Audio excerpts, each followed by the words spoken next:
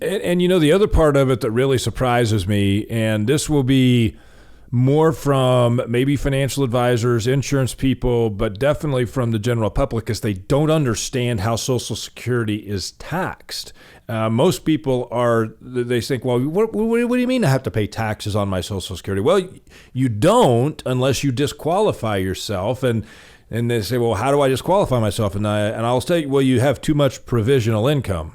And that's a special calculation. Marc knows all about that, right? But, people think income is income and it's money that I can put in my pocket or my bank account and I can go spend it.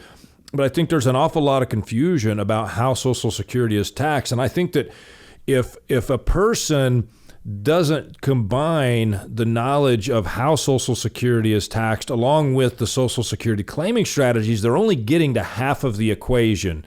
And Marc, I'd love to hear your thoughts on this as a CPA, because if you do a Social Security strategy that by the numbers says this is the right Social Security claiming strategy, but it messes up something on the tax side of things, it could be a worse decision, and you didn't know it because you didn't look at the tax side of it.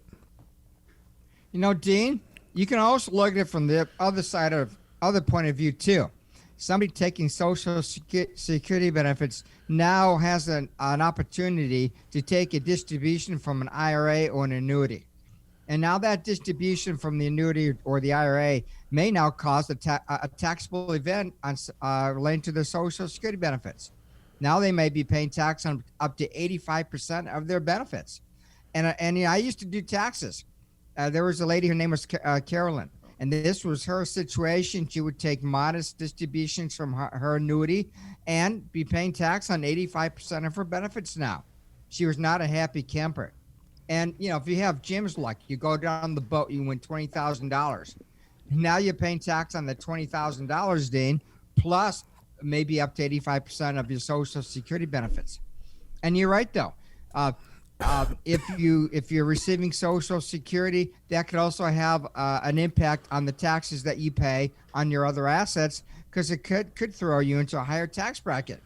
85% is a pretty large percentage of your benefits to be a subject to income tax. There's no doubt. Right. Well, you could spin it the other way too, Marc. Up to the CPAs. You could spin it the other way, and you could say, well, at a very minimum, 15% of your Social Security is going to be tax-free, and you could be really happy about that. But the bottom line is that the different types of income in retirement don't play nice together. And if you don't understand how all the different types of income are taxed, we talk about your dividends, your capital gains, qualified dividends, of course, that can be tax-free unless you cause those to be taxable. Claiming Social Security could start to cause some of those capital gains or dividends that were previously tax-free now all of a sudden to become taxable, then causing part of the Social Security to become taxable. And you get into that scenario where you might have a $1,000 withdrawal out of an IRA that you think, well, I'm in the 15% bracket, and all of a sudden you owe 40% on that $1,000 or more, and it's just this snowball compounding effect of one thing that wasn't taxable before. That distribution made that taxable, made more Social Security taxable, etc. And it's just like, wow, how did this happen? Well, we're going to make all of your listeners feel a lot better, right, Jim? How does Social Security talk about taxation and benefits?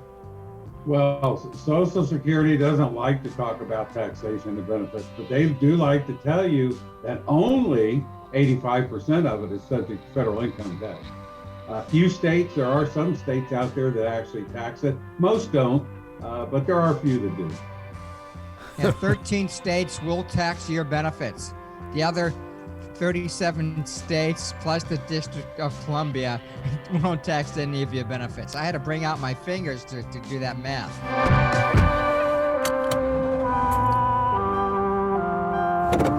Starting your route to retirement.